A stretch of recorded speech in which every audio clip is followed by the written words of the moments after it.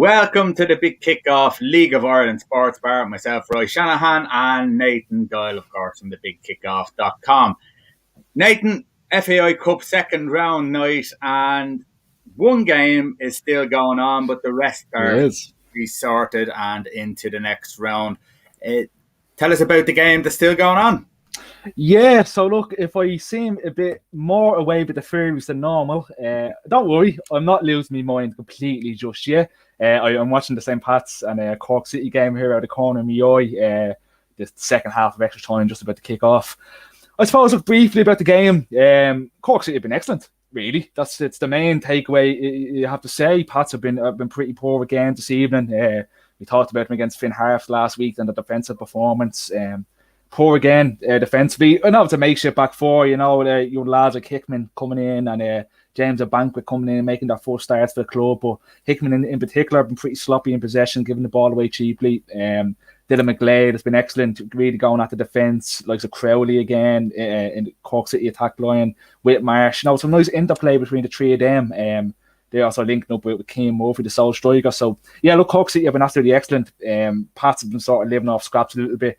In the first half, I don't think he had a shot on target until about the 40th minute.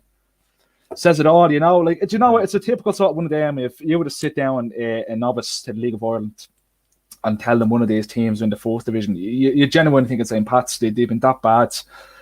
No, you know what to expect with a Pat's performance going forward, don't you?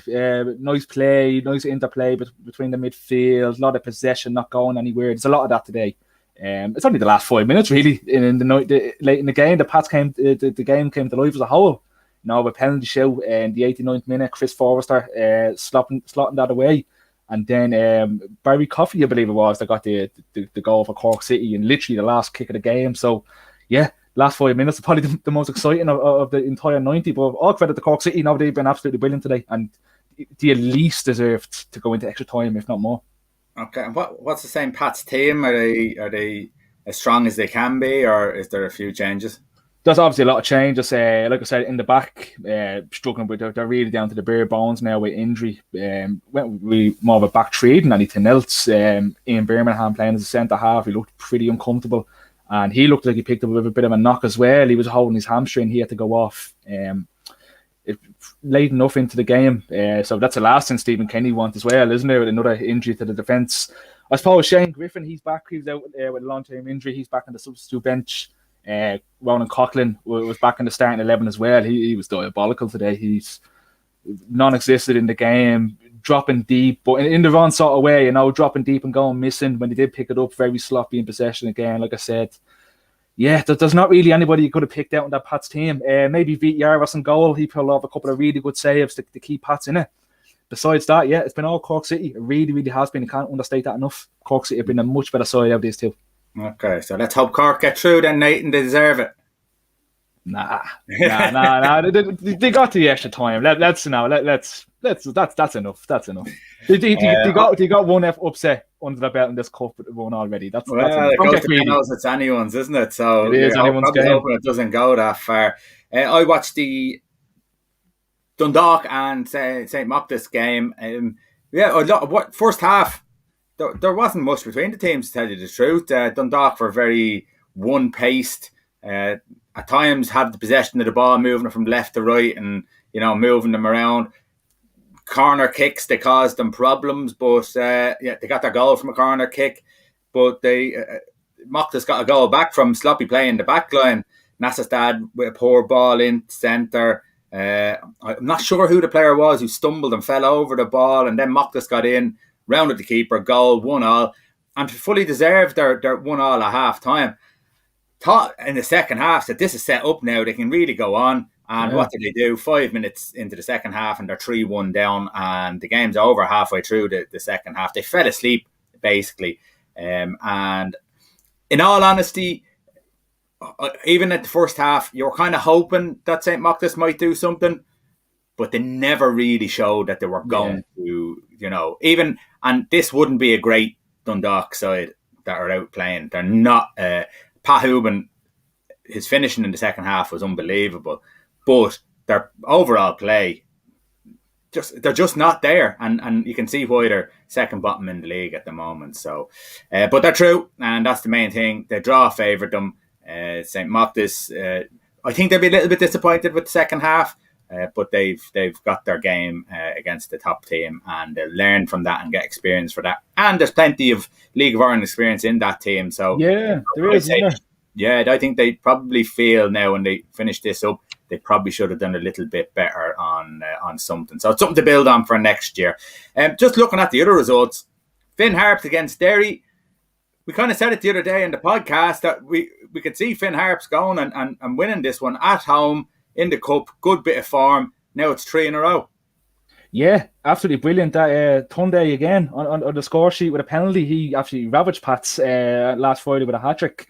And now popping up here with a penalty to take his team into the quarterfinals of the FAI Cup. Mm. It's mad, isn't it? We've sort of said this though a few times about Finn Harps, haven't we? They went of the great start of the season, went through a horrendous dip in form and found himself in a relegation battle. But you're going to get ebb and flows with the manager. That's just we've seen that enough with them. With Ollie Horgan, the way he sets out his sides, the way that they're just used to being grinding their way into these relegation battles, and even now in the cup, picking up these great results. Good run of form for Finn Harps. It'd be interesting to see can he carry that over again into the league. I think they're playing Shamrock Rovers, isn't it, in the next league game at home? So that'd be a difficult one, difficult ask, obviously, but they're moving at the right times, aren't they, Finn Harps? We're seeing that with the likes of Finn Harps and Waterford. They're getting moving at the right times when they really need it. Like I said, especially with a Dundalk side dropping into a relegation battle, and don't get it wrong, Dundalk are in this relegation battle now. They are, yeah. When you look at Finn Harps, it'd be great to see them win a cup, wouldn't it? It'd be great to see them win something. Yeah. They deserve to win something for all the effort, the work that goes into that club, and they're bouncing back time after time after time. And Ollie Horgan, with the work he does up there, and the players that he's trying to get in, and he's always scouting, he's always around the place. I believe he was down in Dublin at Sacred Heart looking at a game the other night. And so the work that they put in, not just Ollie Horgan, the whole club, everyone behind the club, the young son heroes, it'd be great to see them get, and they probably just need a draw again that'll help them, progress further into this competition. But on any day, they can beat anyone. Yeah, they really can. They're so difficult, and we talk about the home advantages enough as it is, but that's a really good Finn Harps side there. We said it a couple of times this season. It's full of players that can play football at the right moment. Defensively, very very sound, very compact and set up. But in the right area of the pitch, Adam Foley obviously got off to such a great start of the season, didn't he? He was banding the goals in for fun. But now Tunde is stepping up. I question his finishing ability a little bit during the season, but he's starting to show a run of form now of consistent goal scoring, and that seems to be improving. There's definitely enough in that Finn Harps side. Definitely to stay up in the Premier Division, I feel. Anyway, it's going to be tight down there. We're pretty much long for the gone now, aren't we? We'd assume it's all down to that player opposition, and it's funny to say, isn't it? We now find ourselves in a style where all the momentum is with Finn Harps, with Waterford, and while it's still crazy for me, and it's hard to fathom that the Dundalk side could realistically go down, but if you got a good win tonight in the FA Cup, but with that league form, Yeah, it's mad, isn't it? It's crazy how it can go, and there's still a lot of really, really talented players in that Dundalk setup, but momentum, it's one of them things, isn't it? That it's talked about all the time, but it can't be understated enough how important it is. Yeah, the only thing that Dundalk have is they do have quality in the likes of Hooban up front, who is a good finisher, no matter what we say. The likes of Duffy, McElhenney, they can do things that can change games. So yeah, it's definitely a plus for them to try and get out of it, but they're going to have to dig in harder. Zahibo went off injured tonight again. That's another injury he's had. Sloggett came on and does a decent job. He's neat and tidy and what have you, but there is something missing from that midfield of Dundalk, and it's not really as classy as you'd want it to be. But they do work hard, and they're going to have to work hard to get out of that relegation battle. Now, let's have a look at Waterford against Kilnamana. Again, this would have been our banker, wouldn't it? Yeah. I suppose when it's with like the Dundalk game and the Waterford game, and for people like us that want to be talking about them, you're half hoping for a little surprise result, aren't you? But Waterford, yeah, another side doing well in the league in terms of form.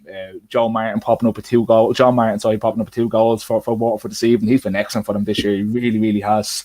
He's been brilliant. Again, look for Kilnamanagh, you know, a side that, like St. Mockridge, you know, that there's plenty of former League of Ireland pros in there, plenty of League of Ireland experience, and difficult draw to go away down to Waterford. I think, like you were saying about Mockridge, they'd be disappointed, I'm sure, with the score line and with the squad you assembled there. It's just one of them. It really, really is, isn't it? You expected Waterford to come out the winners comfortably enough, and that's the way it worked out. Yeah, and UCD, we felt that they would turn Longford. Again, we talked about momentum, a bit more positivity in the UCD camp, and it's turned out that way. They've got the victory and they're through to the next round. Yeah, Colin Whelan again popping up the winner. I think I say his name every week when we're talking about UCD and goal scoring. The man has been absolutely electric this season in terms of scoring goals.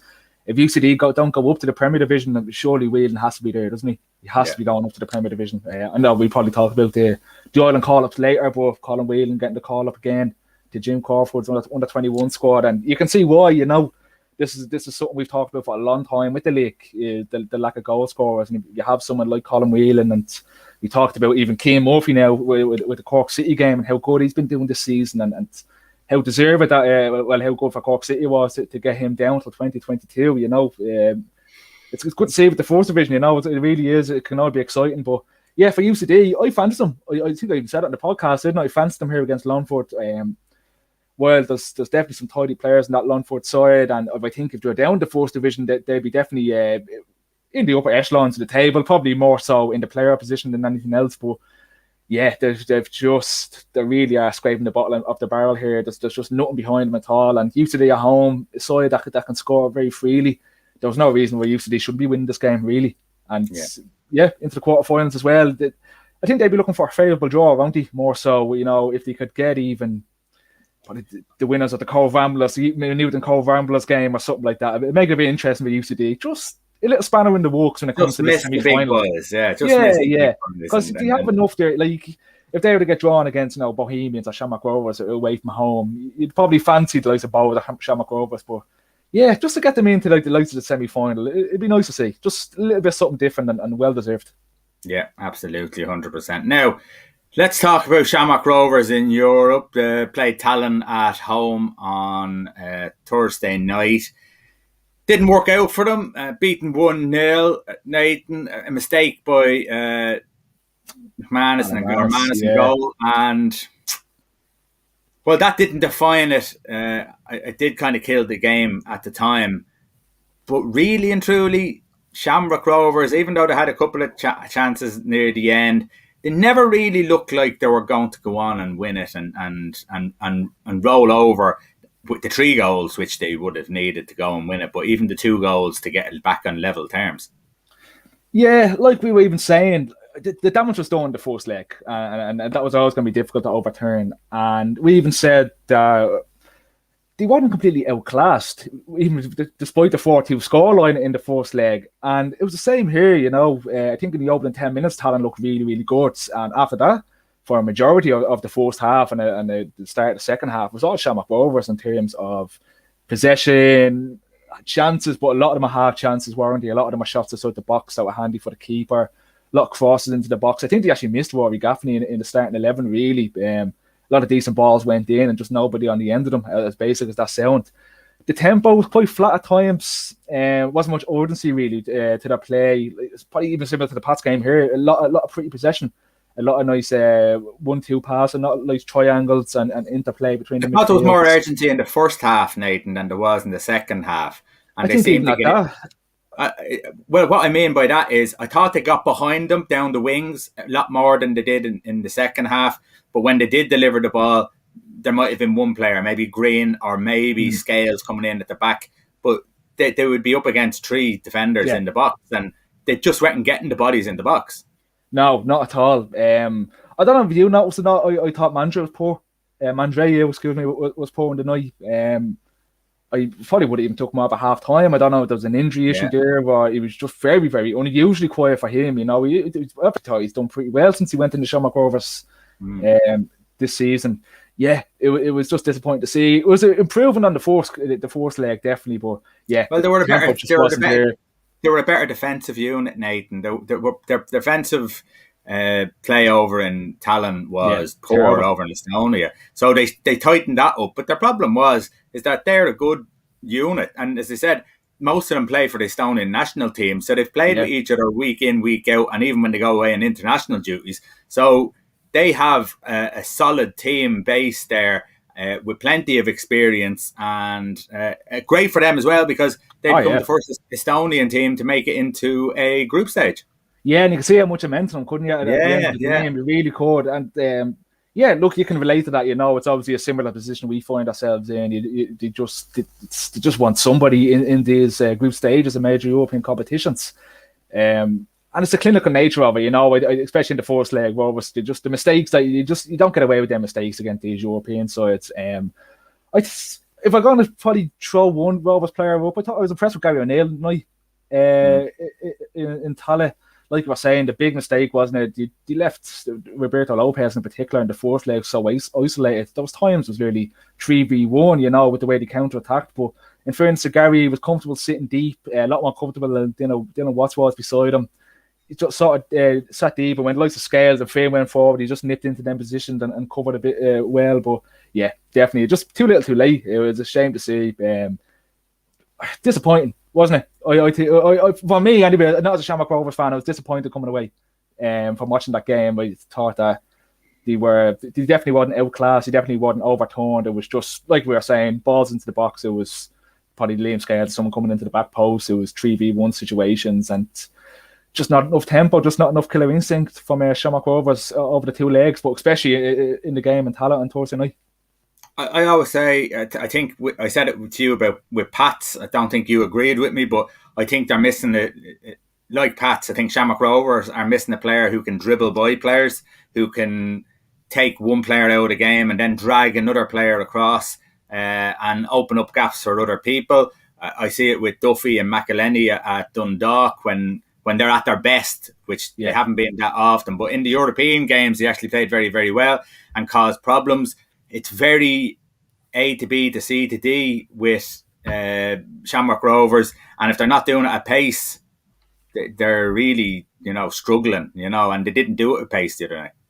No, they didn't. Again, it's gone back to the tempo, isn't it? It was just a lot of pretty pass and a lot of really. I don't think the Tallinn goalkeeper had an awful lot to deal with. A lot of pretty bad last 10 minutes. I think Shamrock Rovers had a couple of chances. Besides, that was probably the most. Besides, that was a lot of shots outside the box, and they were fairly comfortable. And even at that, it's. I think it's especially when you see the 1-0 scoreline. No, it's going to be disappointing because a lot of people are going to remember the Alan Hannes mistake, and it was a howler. Now it was a really, really bad one, but. For someone like Manish, that's been so consistent, he's always talked about, he's getting that bit older. But for me, anyway, his performances have not dropped. It's definitely something out of character. But yeah, it's a shame for them. It's disappointing just to see that they weren't outclassed. There's enough attacking power in that Shamrock Rovers team to bring the deficit back around. But there's no killer instinct there at all over the two legs. No. So when you look at Shamrock Rovers, where do they need to improve to be able to take that next step and get into group stages? Yeah, it's tough, isn't it? It is, because what I really did. I thought this Shamrock Rovers squad was there. I did. I thought they were ready. I thought the draw was favourable. FC Tallinn, like we said before, the most successful side in Estonian football. But I thought that the depth was there for the Shamrock Rovers squads. There's for every position, there's nearly two players, isn't it, that could sit in. Just look at the bench again during the night, and most of the bench could walk into most Premier Division squads here in Ireland. So, yeah, it's a difficult one to ask. I have to be honest. I thought they were ready. I really, really did. I don't think there's not much recruitment even. Would you think? Because I wouldn't think that there's many areas that you need to shape up on. In the starting 11 or in the squad as a whole, I think there's enough depth there. Okay.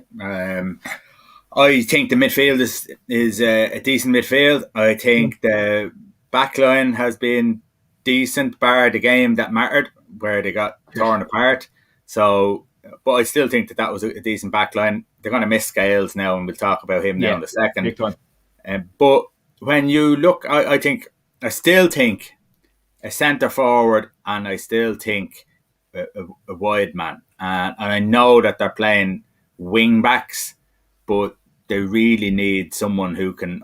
And this is my personal opinion. I think the game of football is struggling with it. If you look at the League of Ireland, players who can dribble with the ball. I know I keep saying it, but we're not seeing enough of it. If someone dribbles with a ball and he goes by one player, another player has to leave their marker or leave the player they're marking to go across. He opens up opportunities for it. We don't see that. And I think Shamrock Rovers need that type of player badly. Someone who can create something out of nothing. So someone who can create opportunities. And as I said, if they're not playing with tempo and moving that ball around as quick as possible, not every team is Manchester City. And I think a lot of teams need to realise that not everyone can play that way. If they were playing the way they were going and they got loads of balls into the box and they had people, Gaffney and Green and Scales, all attacking these balls, deliveries going in. But there wasn't enough deliveries going in when people were in the box, and probably wasn't enough people in the box when the deliveries were going in. So I would go a winger, 3-5-2 to 3-5-2. You have to have wing backs, so it's very hard to have wingers in that sort of situation. So do you have to change it a bit? Do you have to go 4-3-3 and have two wingers? But then you have to get wingers in. But if I was them, I'd be looking at that. You need to have those type of players to open up games. That's why Manchester City bought Jack Grealish for that amount of money, and any of those players buy the big name Sancho and all that sort of stuff. They get them because they can skin people and go by them and create opportunities. So I think they need a centre forward, and I think they need a winger. The rest of the team I actually think is not too bad. It depends on Joey O'Brien, how long his legs are going to last as well. But you've got Sean Hoare, you've got Grace there, you've got Lopez. Gone in there too. Yeah, so you may swap around. But you can't have the same squad again because your team will go stale. So you need to keep bringing in a player or two each year just to freshen things up, So yeah, I think there's a couple of players that they need in that team to change it around. And yeah, they might go on and win the league, but they don't want to get into the same situation that Dundalk got and think way out of the box. So far out of the box, they're out of the planet. Yeah. So. I just think it's proven it doesn't work going elsewhere too much. Like a lot of people point at Dundalk, didn't they? Like, to make that step up in European competitions, you're going to need to bring players in from Europe, and doing that in an overabundance, just their track record of a work, and it's just slim to none. You were going to lose me badly here, by the way, because this penalty shootout was just started. So if I just completely start drifting off, he's at the missing it. Oh, lovely. So this is going to happen now in about 5 minutes.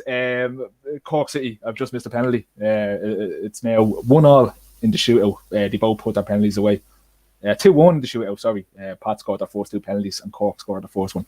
So, if you hear any weird sounds come from me, just ignore me. Like the woohoo you just did there. Yeah, like that. I'd never sit at home ever. As we're talking, you can talk us through the penalty shootout. I'd never sit at home ever and, watch a match by myself and give a little woohoo. But now for the people, now we know you do. This is a common thing, so... And now Pastor's at the scoring a goal, and I don't really want to do it now because. All right, so the 3-1 up, and it's looking like they're going through. Okay, so Liam Scales to Celtic. That's 600,000. Yeah, is that a fair price? Yeah, it probably is, isn't it? It's to be expected, really. I've seen people even throwing around the figure of 1 million and everything. I don't know. Lovely. Just missed another one. Now I'm back.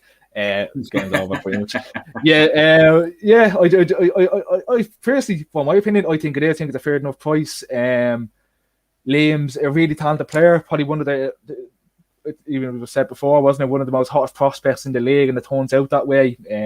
23 now. No reason as well. We said it plenty of times where he can't go over to Celtic now and get game time after a couple of weeks. It's really, really a poor Celtic side. I was watching him the other night just to see how he'd fit in or where he'd fit in. And he brought a new Swedish centre half over, and he was really poor on the night. So if they're looking for a centre half, looking for a left back, 2 positions, Liam Scales is comfortable in. There's no reason why he can't. But good move, good move for all parties. Good move for Liam. Good move for Shamrock Rovers. Good move for Celtic. Yeah, I don't see any qualms with it at all. I don't know how you feel. Yeah, tell us. Go on. What's the story of the game? It's over. It's done. Right, they're through. Pat's through on penalties. 4-1 on penalties now.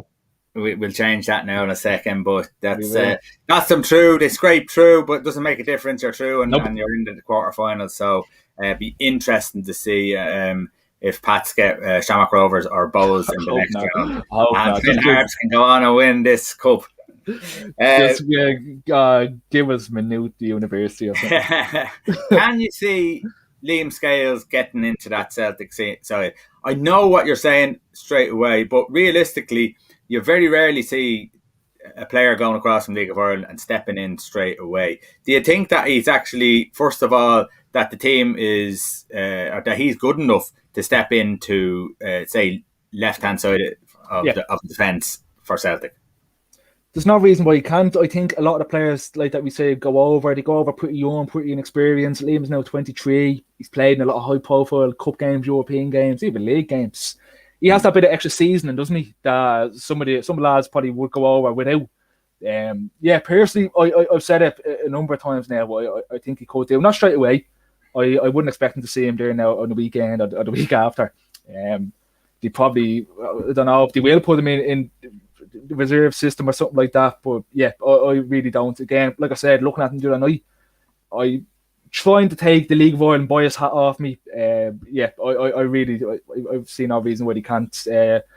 I think if he was to look at a left back or a centre half position, probably the centre half position for me. Anyway, I know they brought a new lad in, but he looked pretty poor, like I said, on Thursday.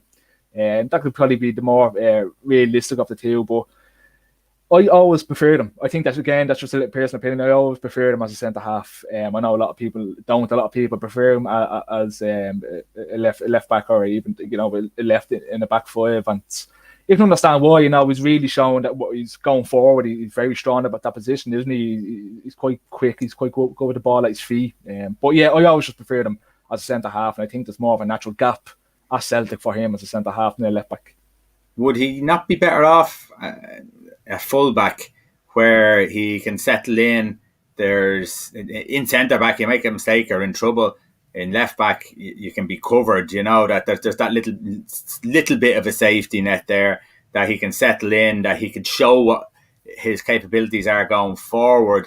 It's pure defence if he's playing centre back. He has to be on his game all the time, but it's a bit of defence, a bit of attacking, and maybe that there'd be a bit more love shown from if he's shown both sides of his game.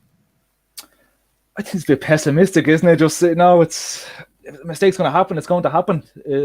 I think over time he'll more so win fans over. Again, going back, I can't say I'm a massive supporter of Celtic. I can't say I'm a massive supporter of the SPL. But since this move has happened, I want to keep an eye on just how they play and where he would fit in.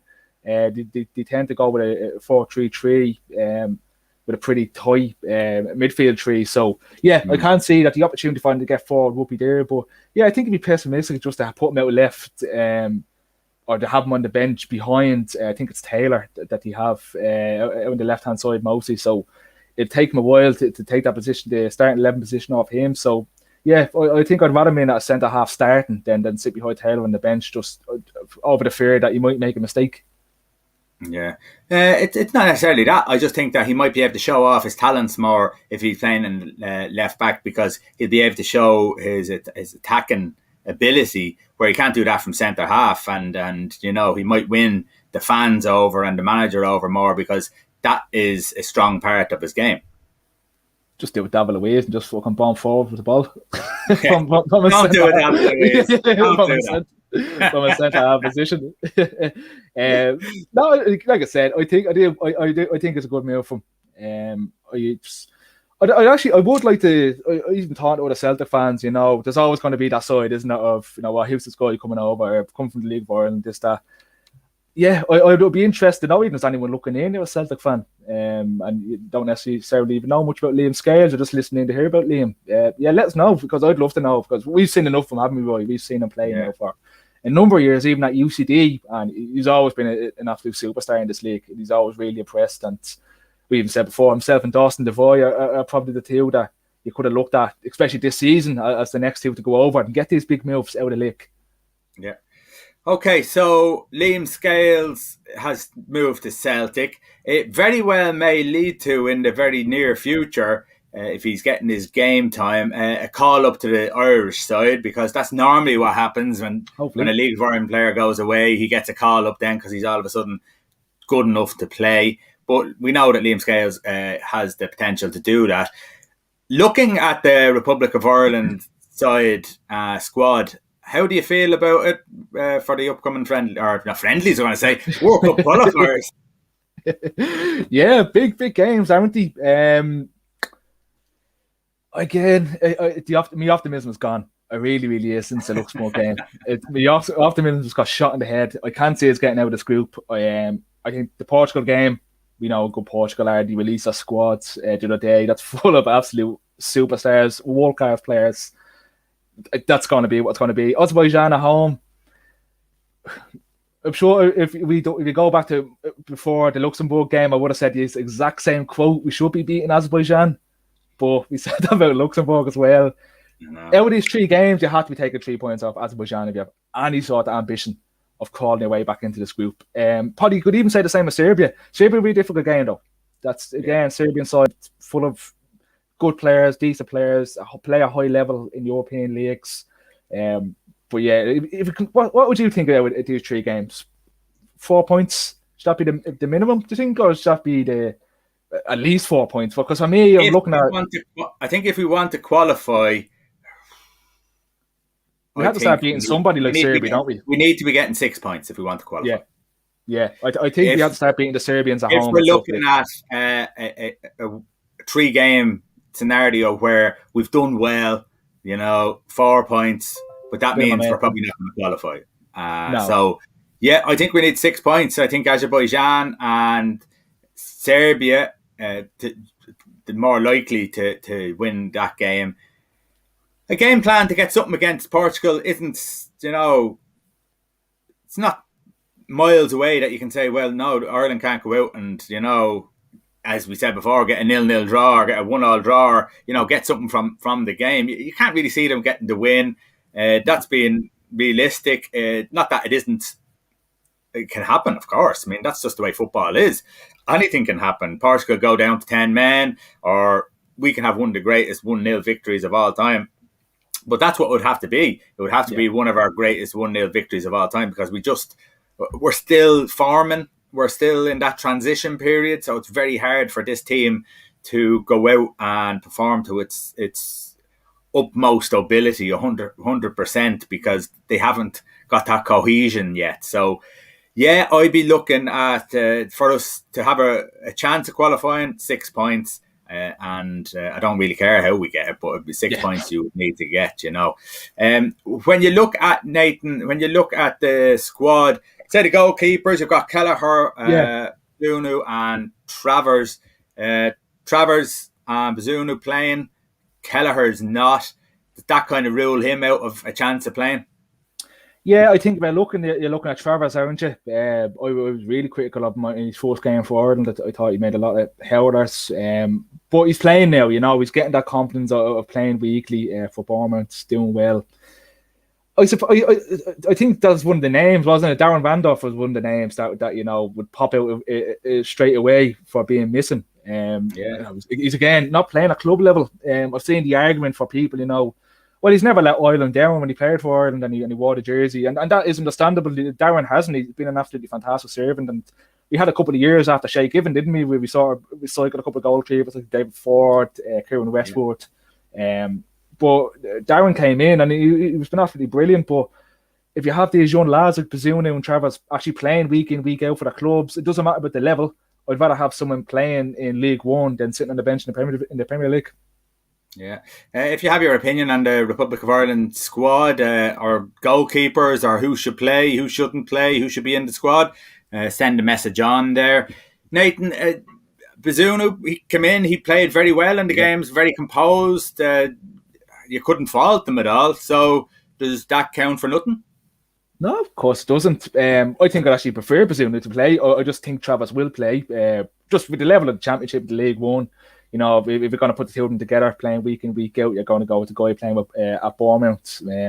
But yeah, no, Bazunu was brilliant, wasn't he? When he came in, he Yeah. really, really was. Another player that, ever since he left Shamrock Rovers, went over to Man City, there's been nothing but the hype around him, nothing but good things said about him, even when he went to Rochdale last season, a side that struggled badly. He won plenty of Player of the Month awards, plenty of adulation for his performances. So, yeah, your heart would love to see Bazuna win it, but yeah, I personally, I do think it'll be Travers. I know you'd like that with the old Luca connection as well. Yeah, well, I'd like to see Mark in, Yeah. but I've listened. That's Stephen Kenny's job to pick the goalkeepers. I'm delighted that we have three excellent goalkeepers coming Yeah. through, and the future is bright with them. Yeah, listen, I'll go with whoever he thinks is the best one. Mark is playing, as you said, with Bournemouth at the moment. He's doing very well over there. People will pick on the mistake against Serbia. You have to make mistakes to learn. So, I would say there was a couple of other mistakes in that game, maybe even from a managerial point of view, where the team could have been freshened up a lot earlier, and maybe the legs wouldn't have went, and maybe it wouldn't have got through in the first place. So there's a lot of little things that you could pick on. But Bazunu played very well. So does he go by how they're doing in club form? Does he go by how they did in the last games? With Randolph, it looks like club form is the number one for Stephen Kenny. So Randolph's not in. Maybe you're right. Maybe Travers gets in.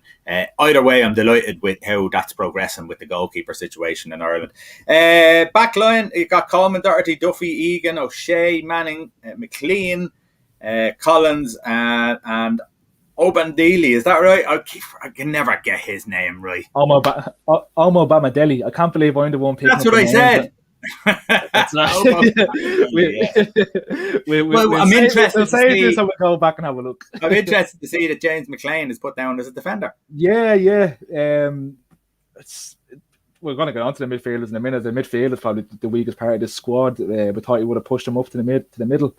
Yeah, it is, isn't it? I wonder, is it something to do with the system he's playing? Has he seen something? It's a wing-back system, I wonder. Yeah, maybe. That's when I seen him there. That's what I went to. I don't know about you. I think the defenders, as a nation, we've always actually been pretty lucky, haven't we? With our back line, with right backs and centre halves especially. But yeah, it's probably the most positive aspect of this squad. Nathan Collins got his move to the Premier League. It'll be interesting to see, does he get in and play? Shane Duffy has been absolutely like a new man, hasn't he, since he went back to Brighton? Yeah. After a disastrous loan spell at Celtic last year, just nothing seemed to go right from him, unfortunately.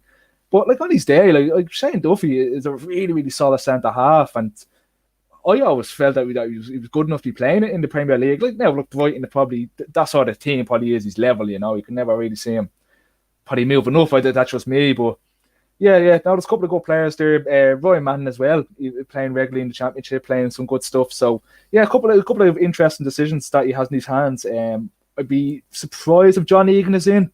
I know John has been struggling, hasn't he, the past while with some pretty bad injuries. So yeah, I'd probably should say with Doherty as well.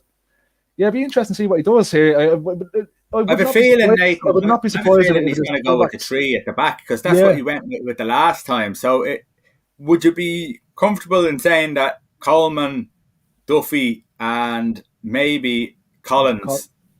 I'd probably switch out Collins for O'Shea.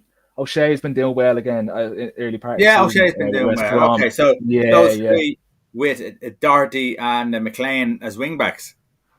Yeah, if you're looking at that, aren't you? If you're looking at the squad, yeah, that's probably is. Again, I know Doherty at the moment hasn't got much game time with Tottenham this season. Hopefully that changes. I'm probably hopeful it will with Santos, how well he knows him from his Wolverhampton days, and it's been a difficult start for him in terms of game time. So hopefully that can turn around, because he's a natural successor, isn't he, for Seamus Coleman, who's been such a great servant over these years. And yeah, Matt's gotten to that age where he needs game time. He needs a consistent run of games. He's at that level where he's coming into his peak years. He's ready to take over that right back position for Ireland. And yeah, he just needs to be playing at Tottenham.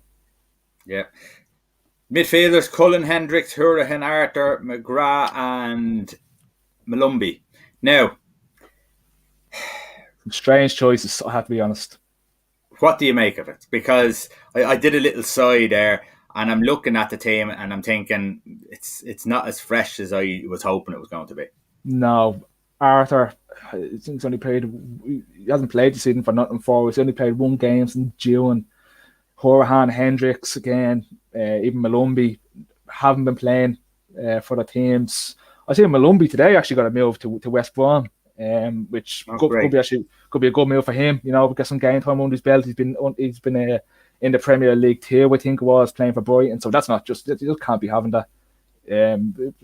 Because he's a good player, Malumbi. You know, he is, and I understand the midfield is tight with the likes of Jason Knight out with an injury, and I do get that, but it's not that tight that you leave someone like Gavin Kilkenny out, who's playing week in, week out. And I've been looking at, because of Mark being at Bournemouth, I'm constantly looking up at what the fans are saying.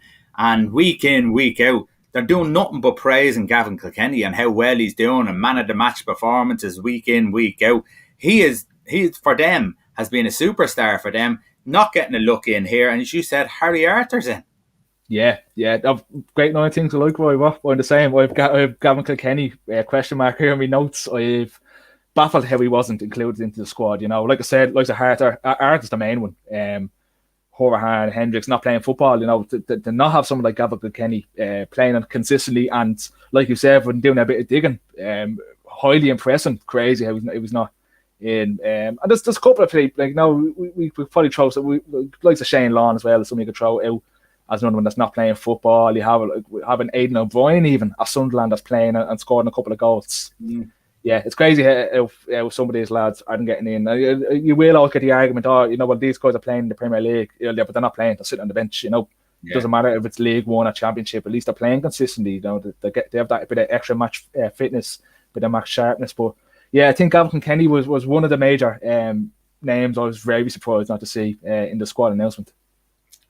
Baffled is what I would think. Connolly, Collins, Ida, Parrott, Long, Curtis, Horgan. Who's your front three out of that? Because he's going to have, well, he might actually have two, would he? 3-5-2? Yeah. He could do. You have to put Parrott in, don't you? He's for the longest time now. I've said it before, I don't think he's the answer that a lot of people might think that he may be. In terms, coming in and being that goal scorer for Ireland, I just don't see it in his game. I just don't see it in him. But he's at NK Dons now. He's actually playing and scoring. He's playing, he's scoring. So you can't put Gush, lad. You have to put him in. Who would you put him in beside is the big one, Aaron Connolly, another one not playing, coming back from injuries. Yeah, I have a feeling Ida's going to go in. He likes Ida. He's he improved, in fairness, over the games that I've seen him. He's still miles off being a complete player of any sort, or even finding his own game where he's a complete Ida, if you want to put it that way. But he's the most likely, I think. But that's it's a partnership. If you look at Connolly has pace, so he's going to stretch teams. So maybe for counter attacks, that's what you're looking at. He may not. He very well may have different formations for these three different games. Yeah, he could do, couldn't he? I'd be confident enough saying that he will go with that back five. And I'm just basing that down that he has McLean down as the defender. That's as much homework as I've had to do with that. With McLean and Doherty, it just makes sense, doesn't it? That having them there as fullbacks.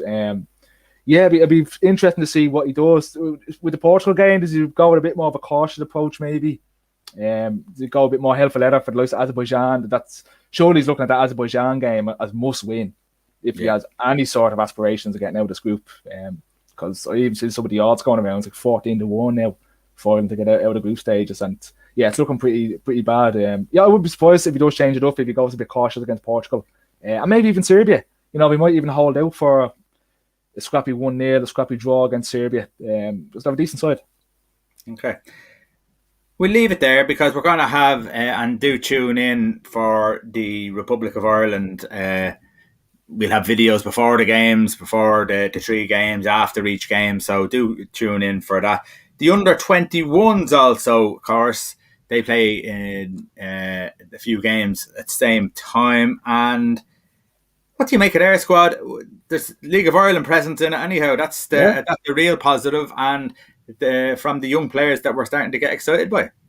Yeah, it's great to see. The start of their European Championship qualifier campaign in Group F, playing Bosnia and Luxembourg. So hopefully some Ireland's going to get a win over Luxembourg. Look, Brian Maher from Brave Wanderers, Andy Lyons, Dawson Devoy, Ross Tierney off from Bows, and Colin Whelan, mentioned him earlier from UCD, all getting a nod here. Great to see. Yeah, it is. It's great to see. There's a lot of League of Ireland talent there. You're a huge fan of Ross Tierney, aren't you? So you'd be happy to see him in. I've championed Dawson Devoy for most of this season, and Colin Whelan, so great to see. Even Brian Maher, I still thought it was a strange decision there to let him go from St. Pat's. Technically a really, really good goalkeeper. Yeah, a couple of first call-ups as well. Looks like Jacob Bryan, Evan Ferguson, Andy Moore, and Ollie O'Neill, Joel Bargan, and Garcia McNulty. I forgot to write his first name down. And young lad, John Joe Patrick Finn as well. He's from Getafe. He'll be over training with the squad, but he's not even in the squad. So, yeah, some exciting names there. Names that we've seen banded about for about a year now as potential guys that could step up to the senior squads. Like we said, Gavin Kilkenny should not be in the 21s. He really, really shouldn't. He should be getting called up.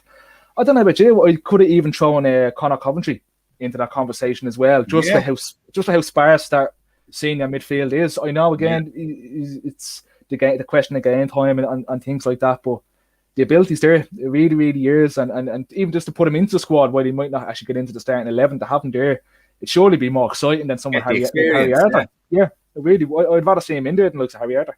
I look at the under-21 side and I look at our senior side, and while there is positivity and there is an upward trend in the team, and I know that there's something building there, so this is not a knock on the senior team. It's the players that are in the under-21 squad I'm a little bit more excited about. Yeah. As I said, Dawson Devoy, Gavin Kilkenny, Ross Tierney, there's players there who can do things out of nothing, or who can dictate a game, or who can do something really special there. I'm optimistic about as you said, Colin Whelan can put a ball in the back of the net. I'm optimistic about their chances in these games. Yeah, big time. It really is, and it's exciting. With games to watch. Even when the draw was made, these were two games I looked at as winnable. So, yeah, there's no reason why the lads can't be going out and getting 6 points here. Tyreek White, actually, another one, forward added into the team with Aston Villa. He's playing with Salford City now. He's another lad that's really, really exciting. Yeah, it is. It's an exciting time. That's without even mentioning Ryan Johansson as well. It's just...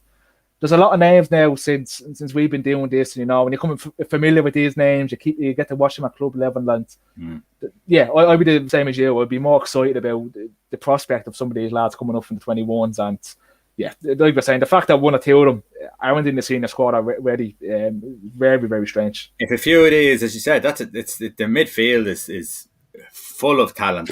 If a few of these make it up into the senior team, we'll be happy, won't we?